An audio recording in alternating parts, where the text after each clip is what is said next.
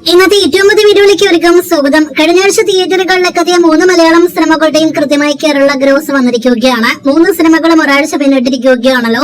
പടക്കളം, circuit എന്നീ സിനിമകൾ 8 ദിവസങ്ങൾ പിന്നിട്ടപ്പോൾ പ്രിൻസ് 7 ദിവസങ്ങൾ തിയേറ്ററുകളിൽ പിന്നിട്ടിരിക്കുന്നു.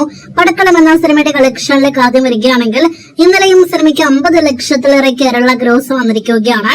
അങ്ങനെ 8 ദിവസങ്ങൾ കൊണ്ട് കേരളത്തിൽ സിനിമ 4,16,00,000 കേരള ഗ്രോസ് കളക്ഷൻ നേടിയെടുത്തിരിക്കുന്നു. മികച്ചൊരു തുടക്കം തന്നെ സിനിമ നേടിയെടുത്തിട്ടുണ്ട്. ഇനി മികച്ച കളക്ഷൻ ഇതേപോലെ നേടിയെടുക്കട്ടെ എന്ന് ആശംസിക്കാം.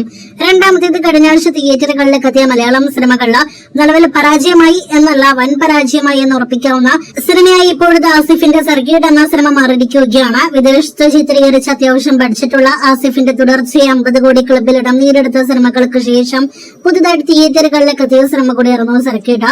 പക്ഷെ തിയേറ്ററുകളിലെ സിനിമയ്ക്ക് വിജയിക്കാൻ കഴിയില്ല എന്ന് ഉറപ്പിക്കാം. 1,86,00,000 രൂപ മാത്രമാണ് സിനിമയുടെ 8 ദിവസത്തെ കേരള ഗ്രോസ്.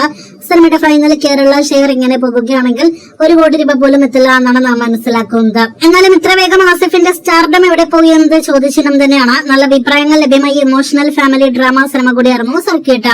അവസാനമായിട്ട് ദിലീപിന്റെ ഫാമിലി ഇമോഷണൽ എന്റർടൈനർ സിനിമയിലേക്ക് വരികയാണെങ്കിൽ പ്രിൻസാന്റെ ഫാമിലി അങ്ങനെ കൃത്യം ഒരാഴ്ച തിയേറ്ററുകളിൽ പിന്നിട്ടിരിക്കുന്നു. സിനിമ പ്രതീക്ഷ ലെവൽ കളക്ഷനിലേക്ക് എത്തപ്പെട്ടിരിക്കുകയാണ്. 6 ദിവസങ്ങൾ കൊണ്ട് ആവറേജ് ഒരു ദിവസം 1 കോടിയിലേറെ സിനിമയ്ക്ക് കളക്ഷൻ വന്നെങ്കിൽ 7 ദിവസത്തെ കളക്ഷൻ പ്രകാരം നോക്കുകയാണെങ്കിൽ ആവറേജ് കളക്ഷൻ 1 കോടിയിൽ നിന്നും താഴേക്ക് പൊരിക്കുന്നു.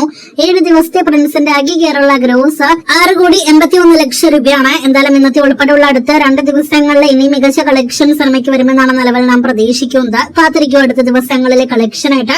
ഒപ്പം സിനിമയുടെ വെർഡിക്റ്റ് എന്താണെന്ന് നോക്കി അറിയാനായിട്ട്.